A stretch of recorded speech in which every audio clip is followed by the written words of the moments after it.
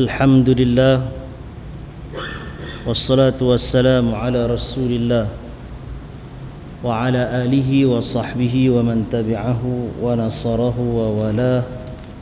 Amma ba'd. Al-Fadhil Tuan Imam, tuan-tuan muslimin, muslimat, hadirin hadirat yang dirahmati Allah Subhanahu wa taala. Setinggi-tinggi kesyukuran kehadrat Allah Jalla wa Ala pada malam ini, dengan keizinan daripada Allah kita dapat berjumpa lagi, walaupun saya sangka tak sampai tadi kot. Ingat nak patah balik, hujan. Seberang hujan lebat. Baik, sebelum kita bincangkan tentang ayat daripada surah Yusuf yang kita berhenti hari itu ni, sekadar satu lintasan seketika untuk kita berkongsi. Hari ini kira malam ni kan, ni sudah dikira 2 Zulhijjah. Maknanya maghrib semalam tu ialah 1 Zulhijjah. Dan barangkali ada di kalangan kita yang tak perasan bahawasanya terdapat hadis-hadis Nabi sallallahu alaihi wasallam tentang doa apabila melihat anak bulan, ataupun doa apabila masuk awal bulan yang baru. Dia bukan hanya berkaitan dengan bulan Zulqa'dah nak masuk bulan Zulhijjah, bahkan untuk setiap bulan. Cuma bagi kita, masyarakat kita di Malaysia ni khasnya, dan juga di tempat lain ramai lagi, kita tak berapa prihatin dan ambil berat tentang awal bulan hijrah, melainkan awal Ramadan, 1 Syawal, dan bagi segelintir ialah 1 Zulhijjah, pasal nak raya 10 Zulhijjah tu. Hak ni je yang kita perhatian. Kalau Jabatan Falak pun dia akan pergi mencerap anak bulan pada tarikh-tarikh yang tertentu tu je. Hujung Syaban, hujung Ramadan dan hujung Zulqa'dah. Selebihnya kita menggunakan hisab. Tak ada salah apalah yang tu. Cumanya ialah kalau kita ambil berat tentang awal bulan tu, maknanya kita tak terlepas doa yang diajarkan oleh Nabi sallallahu alaihi wasallam. Ada beberapa riwayat, antaranya dalam riwayat Abu Daud, Ad-Darimi dan seumpamanya, dengan lafaz-lafaz yang berhampiran. Nabi doakan, Allahumma ahillahu alaina bil yumni wal iman was salamati wal islam Rabbuna wa rabbukallah. Ada 2-3 lafaz hadis yang berhampiran. Maksud ayat itu, maksud doa itu ialah, Allahumma, ya Allah, kau berikanlah anak bulan ini ke atas kami, jadikanlah anak bulan, maksudnya bulan yang baru ini, ke atas kami, bil yumni wal iman, dengan keamanan dan keimanan, wassalamah wal islam, dan keselamatan dan juga Islam. Wahai anak bulan, Tuhan kami dan Tuhan kamu adalah Allah. Doa tu kalau kita perasan atau kita tahu, tengok kalender, oh esok 1 hari bulan, malam tu kita disunatkan baca. Jadi itu antara yang warid dalam hadis Nabi sallallahu alaihi wasallam. Jadi hak yang kemarin ni dah terlepas. Kita tunggu haknya hujung Zulhijjah pula ni. Berhenti buang hak doa awal tahun tu, akhir tahun tuan buang siap-siap. Buang daripada rekod, buang daripada minda, buang daripada ingatan. Pasal hak tu Nabi tak ajak. Hak yang doa akhir tahun tu Nabi tak ajak, doa awal tahun pun Nabi tak ajak. Yang Nabi ajak hak doa awal bulan. Jadi hak nu bos siap-siap, simpan dah dalam store dah, tak mau buka dah. Tuan-tuan ambil hak baru ni, hak Nabi punya. Pasal kita nak menghadap Allah Ta'ala, bawa amalan yang Nabi tunjuk kat kita, bukan bawa amalan yang pak kita, tok wan kita tunjuk kat kita. Hak Nabi bawa. Jadi mudah-mudahan tuan-tuan ni baru awal bulan ni pasang niat siap-siap untuk hujung bulan ni nanti tak ada dah upacara akhir tahun. Tuan-tuan masing-masing baca doa awal bulan Muharram. tadi itulah. Nanti tuan-tuan cek lagi. Ada lagi hadis yang berkaitan yang memang disebut perkataan doa tersebut. Maha suci Tuhan yang telah mendatangkan membawa pergi bulan Dzulqa'dah dan membawa datang bulan Dzulhijjah. Bila sampai ujung bulan nanti, yang membawa pergi bulan Dzulhijjah dan bawa datang bulan Dzulqa'dah, bulan Muharram. Doa-doa tu insya-Allah tuan-tuan cuba tanya ustaz-ustaz yang ada tu apa nama untuk tuan-tuan ingat. Tak dapat lafaz yang Arab, dapat lafaz yang Melayu. Baca insya-Allah. Kita bukan ada banyak amalan pun. Hak kecil-kecil tu kita nak kutip sikit-sikit bagi kat kita. Nak kata pergi jihad jauh sekali. Nak kata menegakkan apa nama syariat hak besar-besar tu, kita pun tak mampu. Jadi mana-mana yang kecil-kecil hak itulah yang kita cuba buat. Kita ambil dan kita tak mau setakat mana kita boleh tapis, kita boleh saring, kita saring, kita tapis, kita buang hak mana yang tak ada kaitan dengan ajaran Nabi tu. Tolak tepi tu siap. Nah. Baik, itu yang pertama. Yang keduanya, apabila sudah masuk bulan Dzulhijjah ini, bagi orang-orang yang berniat untuk melakukan ibadah kurban, dia masuk nama dah. Maka ada hadis Nabi SAW, antaranya yang diriwayatkan oleh Imam Muslim, yang terdapat di situ larangan ke atas orang yang nak buat kurban ni daripada menyentuh pisau. Maksudnya bukan sentuh pisau, maksudnya ialah menyentuh pisau pada bulu-bulu tubuhnya. Maknanya nak trimisai, nak cukur, nak gunting rambut, nak cukur kepala ke, nak buang bulu hari-hari ke, bulu ketiak ke. Start daripada masuk bulan Dzulhijjah ada larangan terhadap orang-orang tersebut. Tapi kalau orang tu dia tahu ni rezeki tak apa nak ada dan dia tak berniat untuk mengerjakan korban, tak tertakluklah ke atas dia. Ini hanya untuk orang-orang yang dia dah bagi nama, dia siap azam dia untuk buat korban. Tak kiralah korban di sini ke, tuan-tuan nak hantar pergi ke Kemboja ke, pergi Thailand ke, mana ke, sama aja. Sebahagian fuqaha menjatuhkan hukum makruh yang bersangatan kalau kita langgar, dan sebilangan lagi mengatakan haram. Kerana hadis tersebut menyebut tentang orang-orang yang berniat untuk kurban. Jadi sila ambil perhatian, siapa-siapa yang dah ada azam, yang dah berniat tu, yang dah bayar ke tak bayar lagi ke, tapi yang penting dah bagi nama, itu niat tu dia dengan Allah Ta'ala, maka dah tertakluklah benda tu. Kalau tadi ni dia tak tahu cerita tu, tadi dia syekh muka apa semua, takat tu je, mudah-mudahan Allah Ta'ala ampunkan pasal tak tahu. Nah, tapi bila dah tahu nanti tu, maknanya kena stop lah. Sabar Asad. Sampai bila tak boleh ni? Sampai hari binatang tersebut disembelih. Kalau tuan-tuan pilih untuk korban pada 10 hari bulan, pendeklah sikit kan. Hari raya petang tu, sembelih korban terus. Lepas sembelih, tuan-tuan pilih nak pergi trim rambut ke, nak pergi salon ke, apa ke buat. Kalau yang korban pada hari tasyrik, dia lajaklah sehari, 2 hari, 3 hari tu. Itu bendanya. Itu peringatan yang kedua yang boleh kita kongsikan.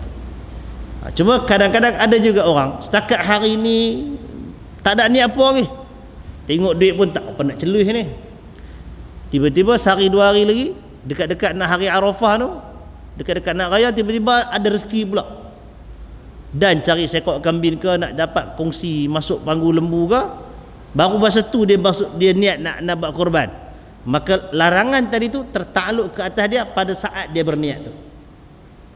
Mungkin dia 2-3 hari sebelum korban tu baru dia niat, maka tertakluk daripada saat itu. Dia tak kira pasal hak awal tu dia tak ada niat lagi. Tapi bagi kebanyakan orang biasanya masuk Zulhijjah tu, sebelum Zulhijjah lagi dia dah azam dah benda tu. Baik, jadi itu benarnya. Yang seterusnya ialah beberapa hadis Nabi SAW, antaranya yang diriwayatkan oleh Al-Baihaqi, Al-Bazzar, siapa lagi? Adalah yang lain tentang kelebihan 10 hari yang pertama di bulan Dzulhijjah. Ini satu benda yang kita kadang takut terlepas pandang, tak perasan pun kadang-kadang benda tu tidak di-highlightkan sebelum-sebelum ni. Malam yang paling afdal sepanjang tahun ialah Lailatul Qadar. Pasal itu datang dengan Quran, khairum min alfis syahr. Lebih baik daripada 1000 bulan. Itu cerita malam. Adapun siang, berdasarkan kepada beberapa hadis yang diriwayatkan tadi, kita katakan Al-Baihaqi, Al-Bazzar dan sebagainya, Abu Daud dan sebagainya tu, menunjukkan bahawasanya amalan yang paling afdal selain daripada Ramadan, itu cerita Ramadan adalah khas bulan dia, ialah 10 hari yang awal di bulan Zulhijjah ini, daripada 1 sampai 10 Zulhijjah. Hari yang paling afdal untuk menambahkan amalan, sehingga dalam riwayat tersebut sahabat tanya, sekalipun nak banding dengan apa ni, dengan jihad fisabilillah, ya, sekalipun dengan jihad, beramal di bulan di 10 awal Zulhijjah ini lebih afdal, melainkan orang yang keluar berjihad tak balik apa dah. Nak gambarkan keutamaannya hari yang kita mula hari ini ni, Jumaat yang kita mula ni, begitu besar nilainya di sisi Allah Ta'ala. Demikian dengan Sabtu esok, Ahad, Isnin, Selasa, Rabu, Khamis dan seterusnya, sampailah hari Ahad kita 10 Zulhijjah tu. Jadi apakah amalan yang digalakkan? Amalan yang digalakkan pertama sekali ialah memperbanyakkan takbir, Allahu Akbar, tahmid, alhamdulillah, tasbih, subhanallah, tahlil, la ilaha illallah. Banyakkan zikrullah, banyakkan bertakbir. Ada beberapa riwayat tentang amalan sahabat yang bertakbir, masuk ke pasar bertakbir, start masuk 1 Zulhijjah tu dia takbir. Itu yang pertama. Yang keduanya, memberi makan kepada orang miskin, bersedekah. Dan yang seterusnya ialah berpuasa. Nak puasa apa tu orang tanya. Satu, nak puasa apa? Pasal apa jadi masalah nak tanya nak puasa apa? Pasal dia tak tahu nak nawaitu shauma ghadin tu apa dia. Dia nak niat macam mana dia kata. Sedangkan kalau kita niat esok nak puasa, lillahi ta'ala, selesai dah tu. Dan kalau memang kalau kita buka kitab-kitab fiqh, tak ada tulis puasa 1 sampai 9, 1 sampai 8 Zulhijjah, tak ada tulis spesifik puasa yang tu. Maka wallahu ta'ala a'lam, tuan-tuan niatkan untuk berpuasa sunat mutlak. Mengambil kira dalam banyak-banyak hari, 10 hari yang awal di bulan Zulhijjah ini yang paling utama dengan amalan, maka banyakkan berpuasa. Puasalah 1, 2, 3. Tadi 1 dia tak puasa kan? Esok ada lagi, esok, lusa dan seterusnya. Puasalah. Dan dalam banyak-banyak itu, yang paling afdal ialah puasa pada 9 Zulhijjah. Dan bila masuk 10 Zulhijjah, haram berpuasa. Jadi ibadah untuk tidak berpuasa. Kalau hak 9 yang awal itu, ibadah yang afdalnya dengan berpuasa, masuk 10 tu, berbuka tu yang paling afdal. Bahkan haram kalau kita puasa. Nampak tuan-tuan? Maknanya sebenarnya benda yang macam ini, dia membuktikan bukan penilaian akal kita nak buat kerja yang macam itu. Dia datang daripada wahyu, datang daripada sunnah Nabi SAW. Hari yang Nabi larang kita puasa, kita jangan puasa, haram. Itu Idul Adha. Hari yang Nabi suruh kita puasa, kita puasa. 9 Zulhijjah tu, sempena hari Arafah. Dan orang yang duduk di Arafah tu pula tak disunatkan puasa macam kita. Kita yang tak pergi haji disunatkan puasa. Jadi 1, 2, 3, 4 sampai 9 tu puasa. Kalau tak larat puasa penuh, puasalah beberapa hari. Tapi hak 9 kena komit betul-betul. Kerana ganjaran pahalanya sangat besar. Diampunkan dosa setahun yang lalu dan setahun kemudian kan. Itu pahala untuk puasa Arafah. Jadi kalau nak puasa tadi begitu. Baik. Isu yang berikutnya tentang puasa ini ialah nak puasa hari apa? Kalau Arafah tu. Pasal Arab Saudi dah buat pengumuman lah, yang mereka akan raya pada hari Sabtu. Kita raya hari Ahad. Maknanya depa wukuf pada hari Jumaat. Kita Jumaat tu baru 8 Zulhijjah. Maka persoalan yang timbul, nak puasa bila? Letih tak tahu nak kena jawab, tapi sekarang nak kongsi dengan tuan-tuan, dan pandangan pun berbeza-beza sebenarnya. Berdasarkan kepada pertimbangan yang saya pilih ialah kita berpuasa berdasarkan kepada kiraan takwim di tempat kita. Kita di Malaysia, kita bukan duduk di Mekah. Maka kita berpuasa pada 9 Zulhijjah pada kiraan kalender kita, bukan 9 Zulhijjah kalender Mekah, kerana matlaknya berbeza. Tempat apa nama dipanggil, munculnya anak bulan tu dalam kiraan yang berbeza. Mekah, Malaysia. Jadi kita kira lagu tu. Maka dengan itu puasa Arafahnya, kalau bagi orang negeri-negeri yang sama harinya dengan Mekah, dia puasalah sama dengan Mekah tu. Bagi kita Malaysia, hak tahun ni tak sama, tahun lepas sama. Jadi tak timbul isu, tahun ni tak sama balik macam tahun sebelum tu. Kita puasa ikut kalender kita hak 9 Zulhijjah tu.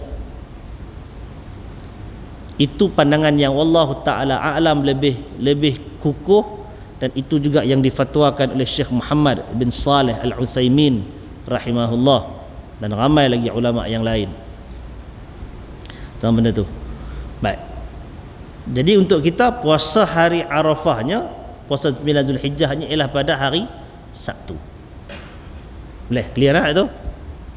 Timbul satu lagi isu. Dia kata makin dulu masa tak pernah mengaji tak banyak sangat masalah. Bila mengaji lebih sikit dia jadi banyak masalah pula. Pasal apa? Pasal ada hadis yang Nabi melarang daripada berpuasa tunggal hari Jumaat dan menunggalkan puasa pada hari Sabtu. Maksudnya apa? Menunggalkan puasa makna kita puasa Jumaat saja. Khamis tak puasa, Sabtu tak puasa. Yang tu ada larangan daripada Nabi sallallahu alaihi wasallam dan hadisnya sahih. Demikian ada hadis yang Nabi juga melarang untuk menunggalkan berpuasa pada hari Sabtu. Sabtu saja puasa, Jumaat tak puasa, Ahad tak puasa. Dan hadis ini disahihkan oleh sebilangan ulama seperti Al-Albani dan yang sebahagiannya, dan ada juga segelintir ulama yang mendhaifkan hadis tersebut. Jadi ada dua dah di situ. Siapa-siapa yang belajar ustaz dia yang kata hadis tu sahih, maka ada larangan untuk menunggalkan puasa hari Sabtu. Ia akan jadi isu. Boleh tak puasa Arafah pada hari Sabtu tu? Puasa dia sahaja. Puasa 9 hari bulan. Pasal kita cerita tadi 9 kan? Ataupun kalau di tempat lain yang dia puasa 9 tu pada hari Jumaat, boleh tak puasa hak tu saja? Di situ ada khilaf di kalangan ulama, ada beza pandangan ulama. Sebilangan ulama menyatakan larangan tersebut, ni terutama yang Jumaat, adalah lebih kuat berbanding dengan tuntutan untuk mengerjakan puasa sunat. Larang bawa kepada haram. Hak puasa tadi hukumnya sunat, maka meninggalkan yang haram lebih utama daripada mengerjakan yang sunat. Nampak tak? Itu. Tuan nak kena ikut follow ni cerita ni, jangan ambil sekat lagi penin. Jadi pendapat yang pertama ni meletakkan larangan tu lebih kuat. Oleh kerana itu, kalau nak puasa juga, dia kena berpuasa sehari sebelum atau selepasnya.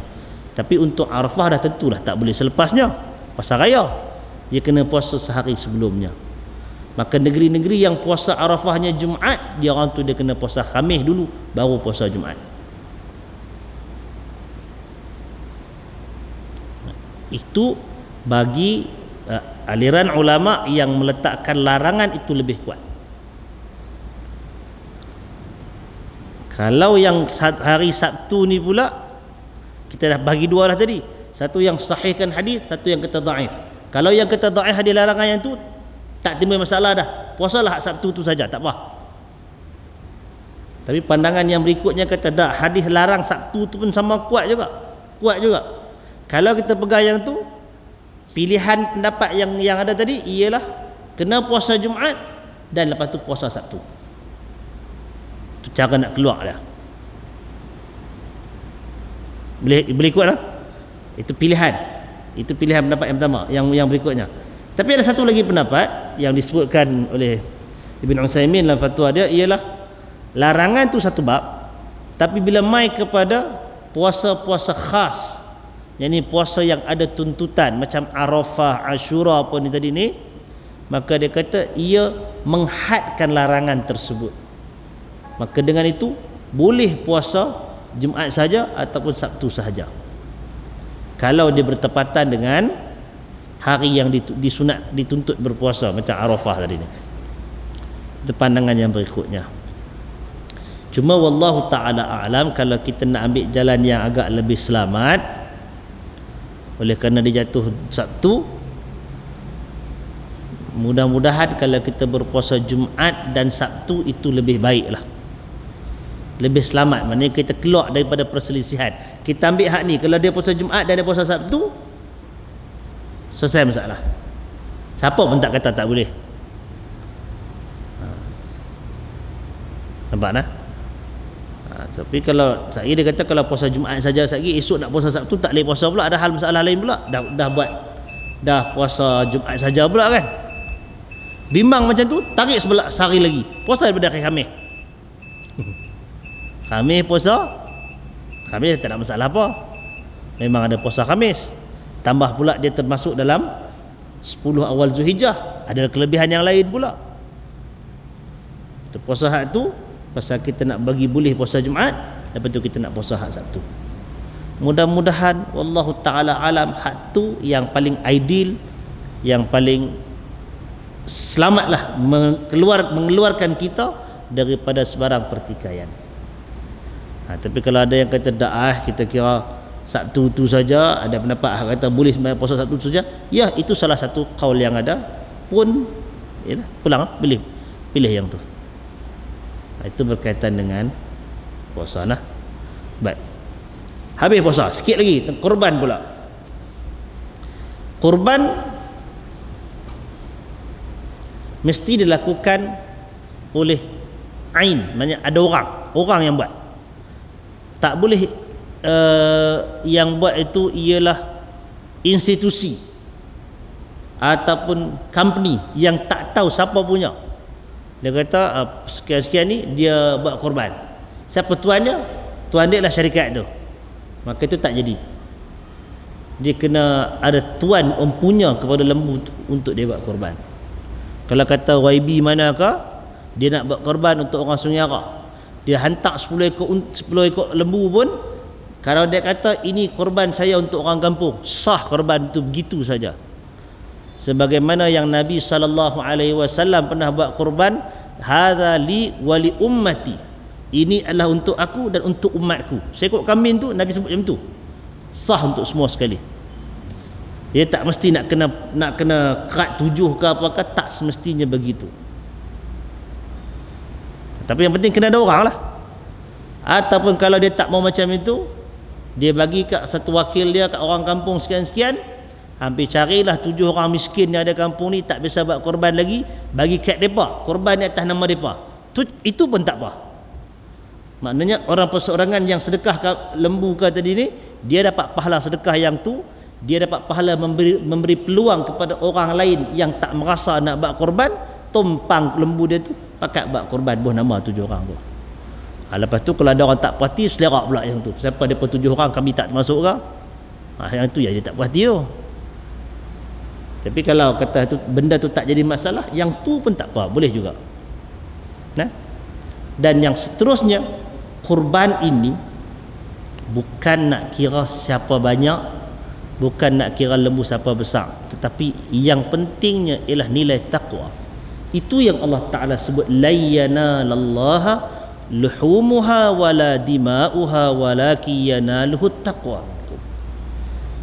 Sama sekali tak sampai kepada Allah daging-daging korban tu, tidak juga darah-darahnya, tapi yang sampai kepada Allah ialah ketakwaan daripada kamu. Maknanya orang yang nak buat korban ini, yang dinilai bukan kepada berapa ekor dia nak bagi. Kalau masjid yang buat bukan nilai pada berapa belah ekor, masa satu masjid buat tanding pula dengan masjid sebelah, kami punya banyak lagi yang percerai. Bukan kira lagu tu, dia kira takwa. Dia kira bagaimana kita boleh mengikhlaskan diri kita, bertarung dengan hawa nafsu kita, nak keluar duit 450. Hari tu dia buat 200 pasal apa? Jadi mahal. Lembu memang mahal lah ni. Cari RM200 satu panggu, tuan-tuan dapat lembu tulang sajalah. Kan? Tak jadi tanya depa ada urus tu. Jenuh cari dah lah ni. Jadi terimalah. Baik. Jadi takwa itu yang diminta, iaitu memenuhi syarat dengan ikhlas kepada Allah Ta'ala bagi, dan daging itu diagihkan pertama sekali keutamaannya kepada orang-orang yang miskin, fuqara. Bagilah kat mereka. Hak kita yang selang sehari boleh makan daging rimau menangis apa semua tu, tak ada kalut lah. Pasal apa aku tak dapat kali ni, korban kali ni, tak payah kalut. Kita boleh start motor pergi beli kat market tu. Kalau tuan-tuan dah tahapnya tu, tak usahlah berasa hati kod AJK masjid no, lupa nak bagi, timbang-timbang tak cukup, dia tak payah bagilah kot. Tak usah kecil hati. Tak usah kecil hati. Pasal rezeki daripada Allah Ta'ala. Beda-beda dah tak cukup, kita bagi kepada orang yang lebih memerlukan. Kalau sampai kat kita sampai 3 kilo 4 kilo, pulun sangat nak ambil, elok habis. Orang habis hari tasyrik tu selesai ibadah, dia habis hari tasyrik tu start masuk hospital, gout. Hari-hari duk makan daging fresh pula tu, darah tinggi. Jadi kena berpada-pada. Nah, baik, jadi tuan-tuan yang dirahmati Allah Subhanahu wa taala, itu sebab sedikit yang boleh kita kongsikan. Panjang pula intro kita malam ni. Untuk Zulhijjah, tadi kita sebut tentang amalan puasa, kemudian tentang kurban. Dan satu lagi sikit, kalaulah kurban ini dengan kambing pun boleh, dengan lembu yang dikongsi 7 pun boleh. Dan sebahagian dan sebilangan fuqaha sebagaimana yang disebutkan oleh Syekh Dr. Abdul Karim Zaidan rahimahullah, kalau ada seekor lembu dikongsikan 7 bahagian, 3 bahagian buat korban, atau 4-5 bahagian buat korban, 2 bahagian lagi tu tukang jual daging, dia nak ambil panggu dia.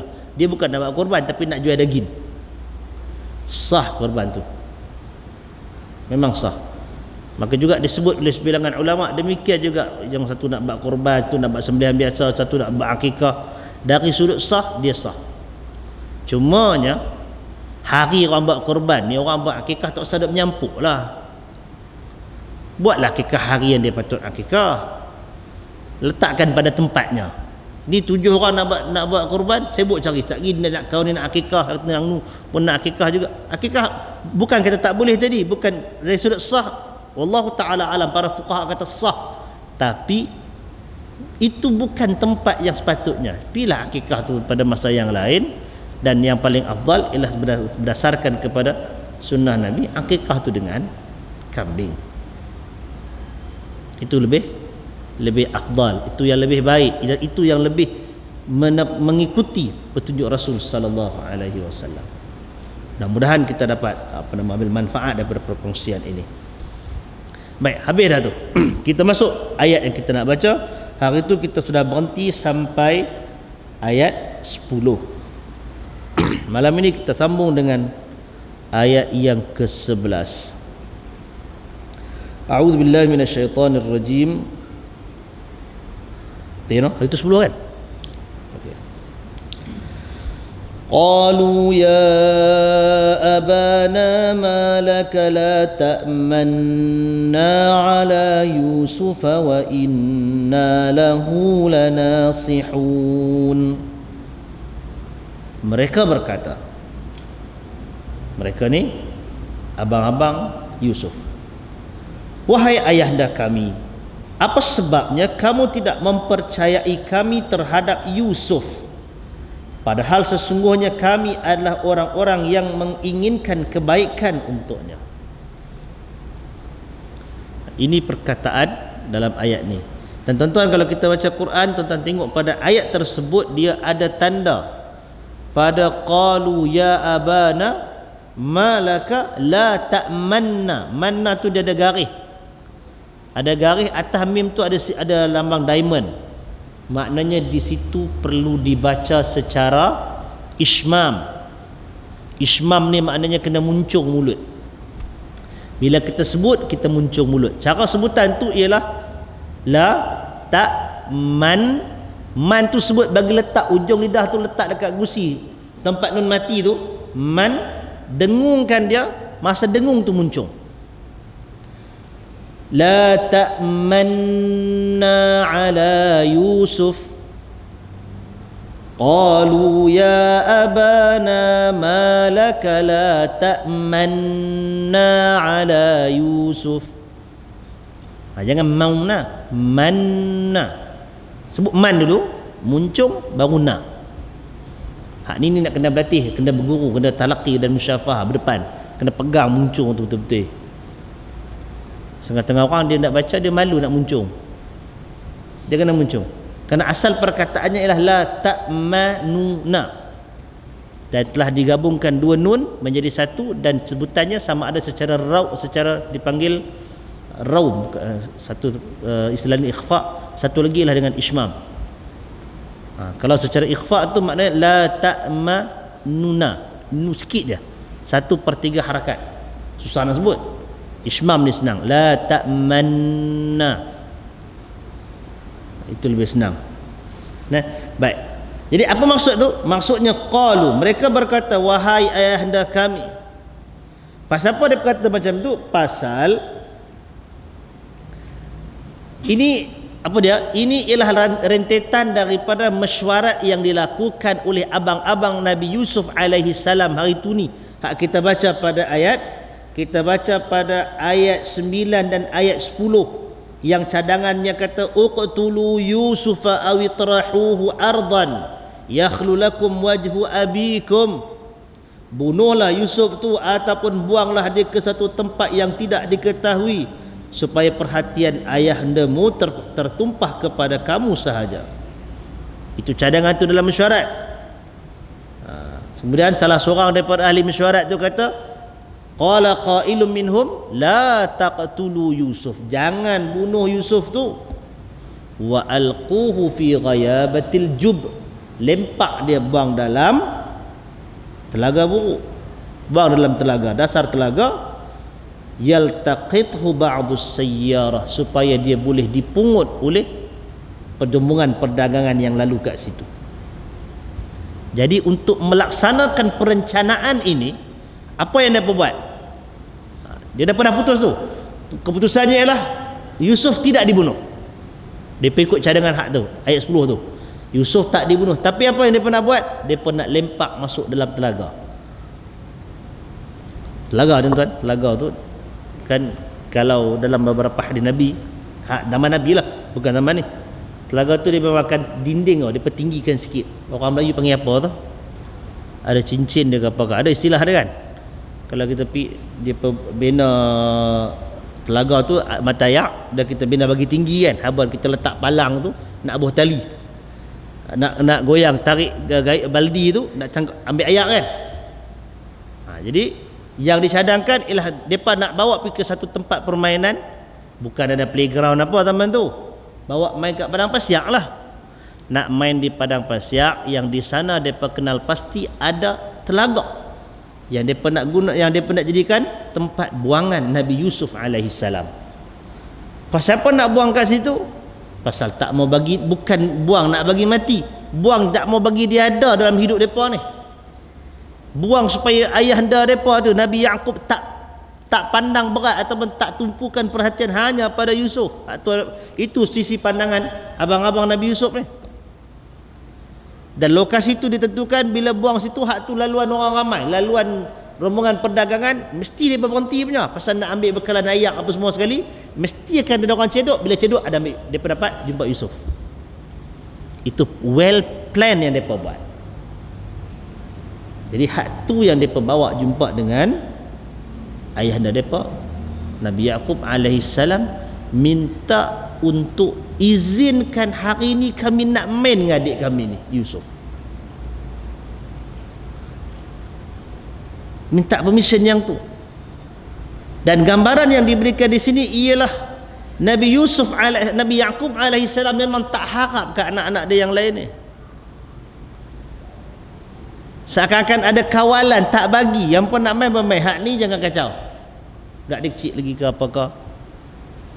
Maka timbul pertanyaan daripada anak-anak yang lain tadi ni, ya abati, ya abana, wahai ayahanda kami, malakah, pasal apa kamu ni?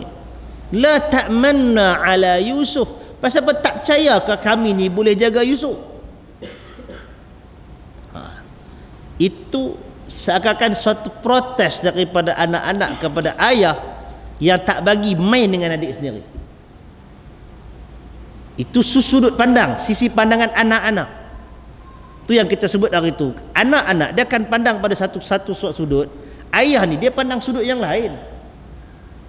Walaupun kalau bagi kita manusia biasa belum pasti lagi, barangkali betul belah ayah, barangkali betul belah anak. Tapi dalam kes ini Nabi Yaqub alaihi salam ini nabi yang mendapat petunjuk daripada Allah Ta'ala, yang dia hidu daripada awal dah. Yusuf ini ada keistimewaannya, dan dia tahu benda ni kalau boleh ke abang-abang dia, memang Yusuf ni naya. Dia pun nak penaya Yusuf. Tu yang Nabi Yaqub berkerah tak bagi. Sedangkan abang anak-anak yang lain kata tadi apa? Wa inna lahu lanasihun, sesungguhnya kami ini ialah orang yang inginkan kebaikan untuknya. Bagilah dia berseronok main dengan abang-abang.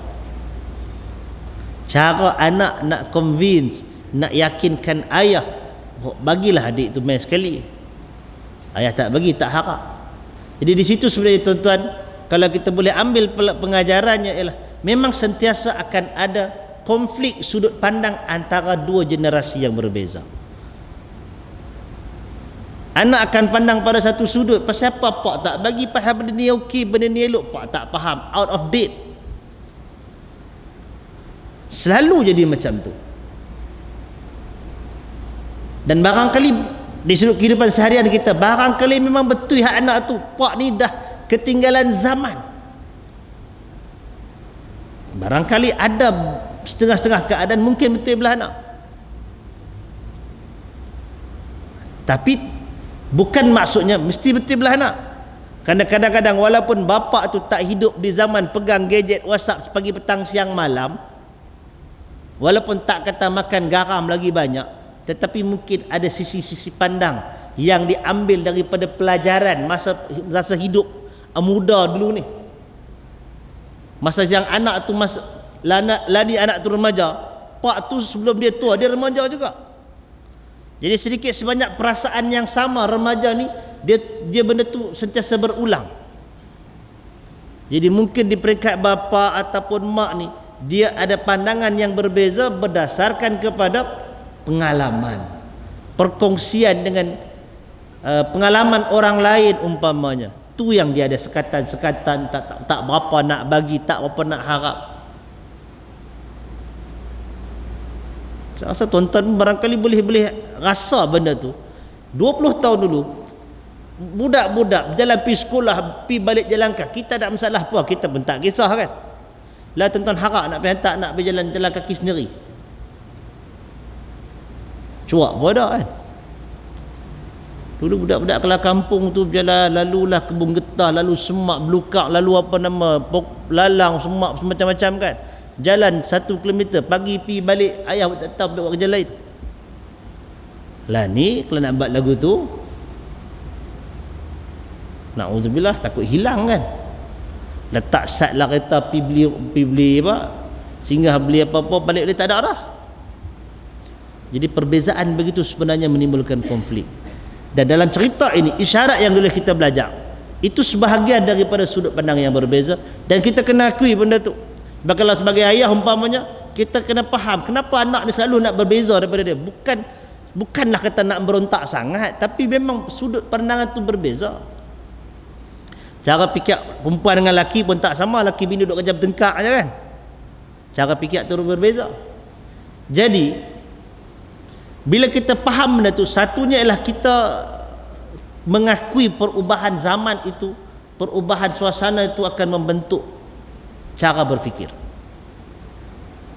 Dan kalaulah si bapa itu yakin pendirian dia yang lebih betul, maka sepatutnya dia merasionalkan pendirian tersebut dengan bagi tahu kepada anak tu, bagikan rasionalnya, menangi rasional dia, menangi perasaan dia bahawasanya pilihan bapa ni yang lebih baik.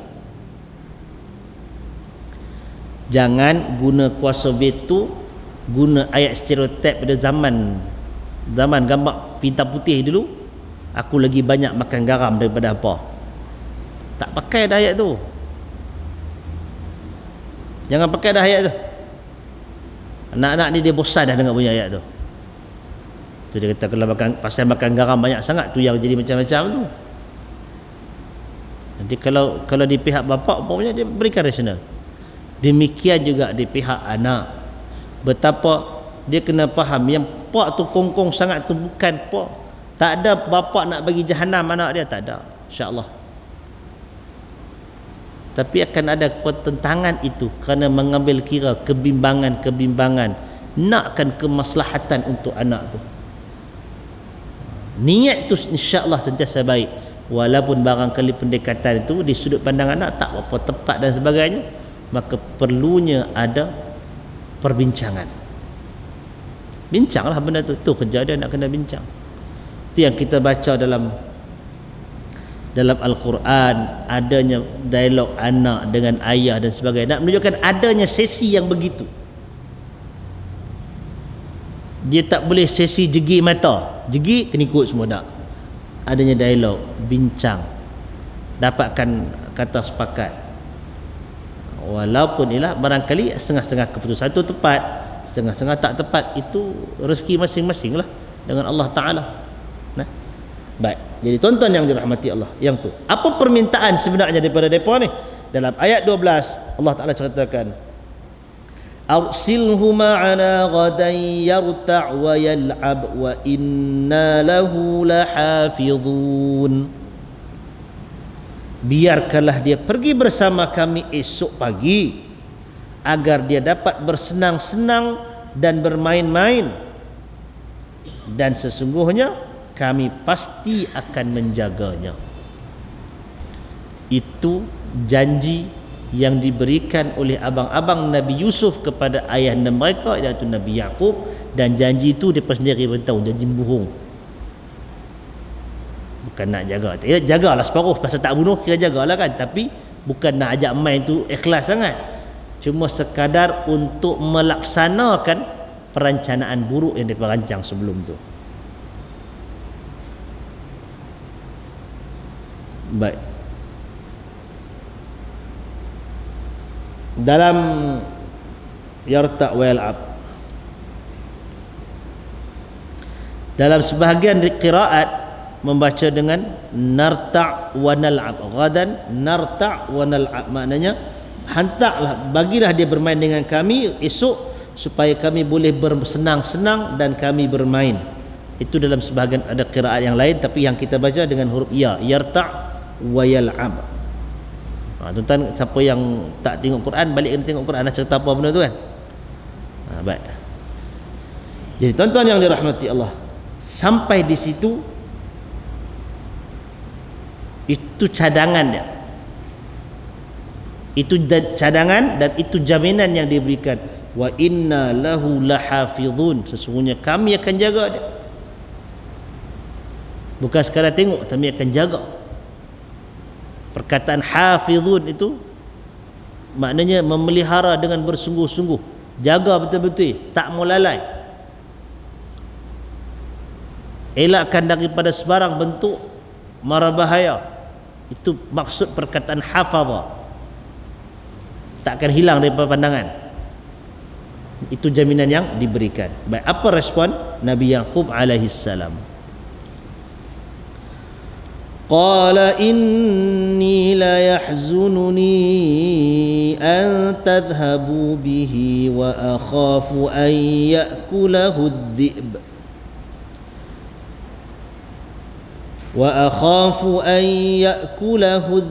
wa antum anhu ghafilun. Nabi Yaqub berkata, sesungguhnya kepergian kamu bersama Yusuf amat menyedihkan aku.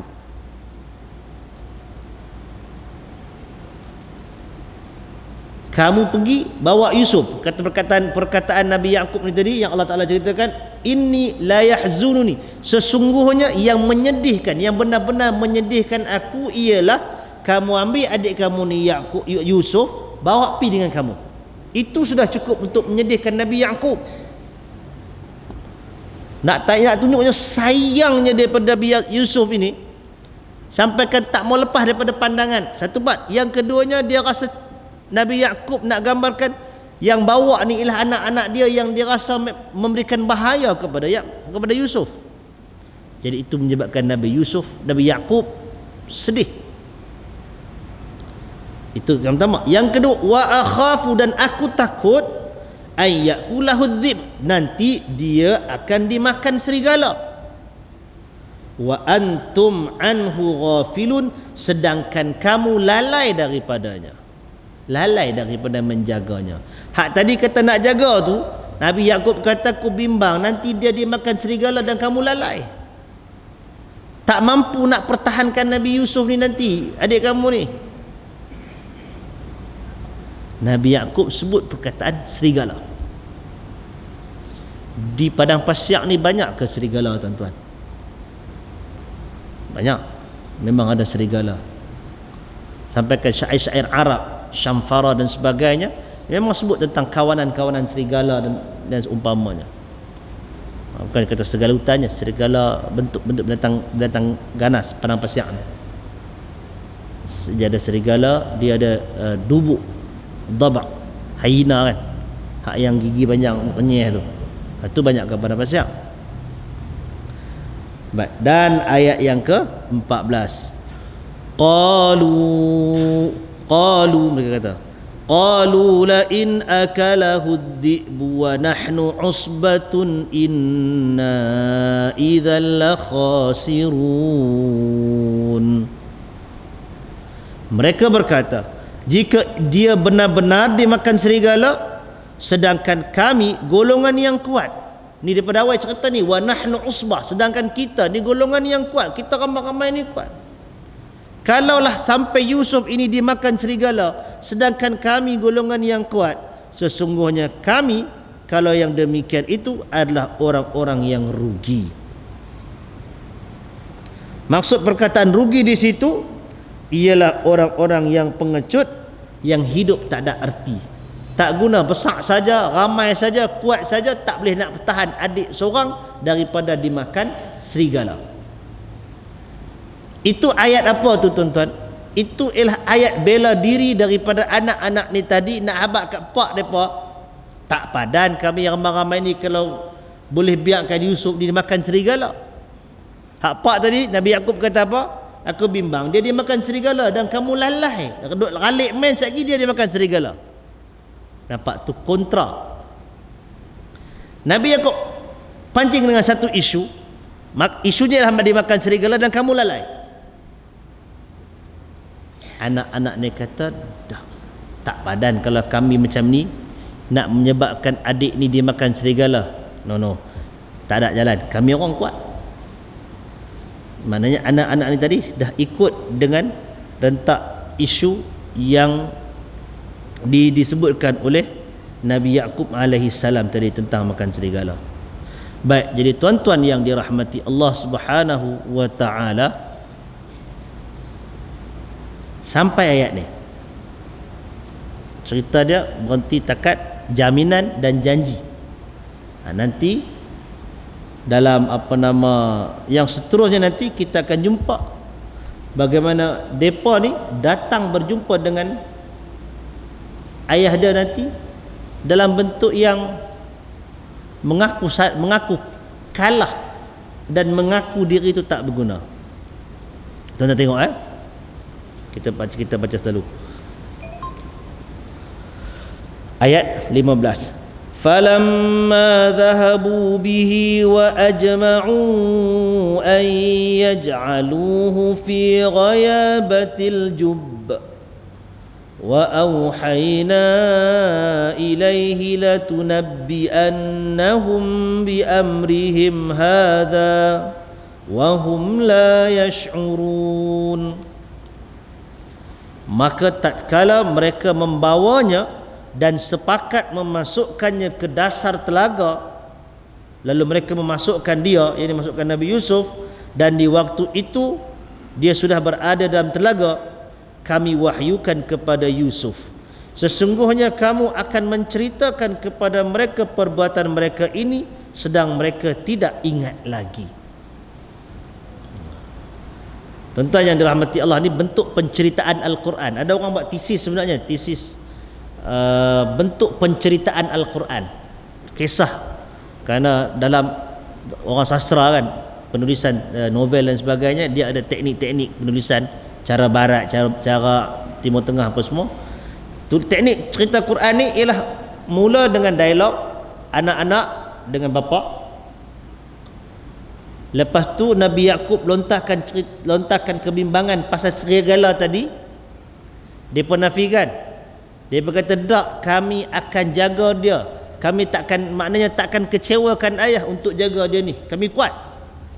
Takkan kami yang ramai ni boleh menyebabkan serigala makan dia. Kan?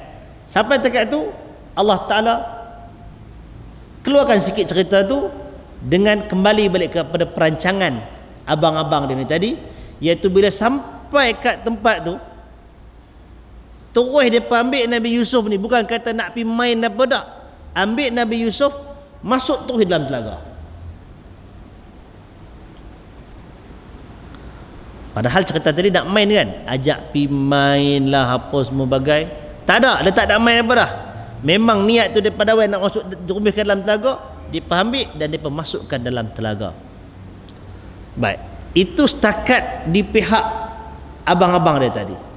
Dalam ayat yang ke-15 ni Allah Ta'ala sebutkan sikit kepada Yusuf alaihissalam, wa auhayna ilaihi, dan kami wahyukan kepadanya, kepada Yusuf. Yusuf budak lagi masa tu, tapi Allah Ta'ala bagi tahu kepada Yusuf, la tunabbi'annahum bi amrihim hadha, kamu nanti akan ceritakan balik kejadian ini kepada mereka.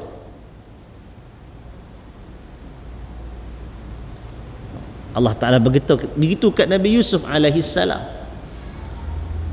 Jadi tuan-tuan yang dirahmati Allah, seorang anak kecil yang dikhianati oleh abang-abangnya sendiri, bila masuk dalam gua itu, dia dapat isyarat daripada Allah Ta'ala yang dia akan ceritakan balik. Maksud ceritakan balik itu apa? Nak cerita macam mana kalau duduk dalam telaga tu seumur hidup? Tentu tak boleh cerita kan.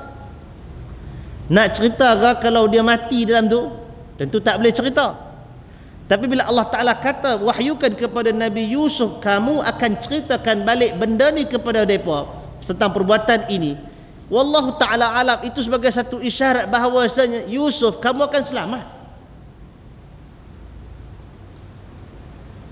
Kamu akan berada pada satu keadaan yang kamu boleh ceritakan balik benda ni, wahum la yash'urun, dan mereka tak ingat benda tu. Mereka tak perasan pengkhianatan mereka tu. Jadi isyaratnya di sini ialah Allah Ta'ala berikan gambaran kepada Yusuf yang dia akan selamat, dia akan ceritakan balik, dan penceritaan itu berlaku selepas proses yang panjang. Kalau 3 hari selamat cerita balik, abang-abang tu mesti masih ingat lagi. Kalau setahun 2 tahun masih ingat lagi. Tapi ternyata dalam kisah Yusuf alaihissalam ini, lepas masuk dalam gua, dalam telaga tu, Di hujung cerita sampai Nabi Yusuf sudah menjadi dewasa, sudah menjadi pemimpin negara. Dia pegang khazanah negara Mesir, dia menteri perbendaharaan Mesir. Besar dah, maknanya dah makan puluh tahun. Dan dia masih boleh ceritakan balik pengkhianatan abang-abangnya tu. Tuan-tuan yang dirahmati Allah Subhanahu wa taala. Jadi maksud kalau kita baca ayat ini, dia ada satu unsur penenang kepada Yusuf alaihissalam sebagaimana yang kita katakan tadi, dan yang keduanya dia juga ada satu isyarat bahawasanya pertemuan itu akan berlaku tapi bukan dalam tempoh masa yang dekat, tempoh yang agak kemudian, pasal abang-abang ni nanti kemudiannya sudah lupa akan perbuatan tersebut. Baik, jadi tuan-tuan yang dirahmati Allah Subhanahu wa taala, cukup kita sekadar itu untuk cerita perbuatan abang-abangnya dan bagaimana jaminan Allah kepada Nabi Yusuf alaihi salam. Nanti kita akan cerita balik ayat 16 tu, bagaimana cerita serigala tu muncul balik. Serigala tu boleh muncul balik cerita, padahal tadi kata tak apa. Baik, wallahu taala a'lam. Habis cakap tu, kita silakan kalau ada apa-apa yang tuan-tuan nak bicarakan, nak bincang, silakan kalau ada apa-apa lah.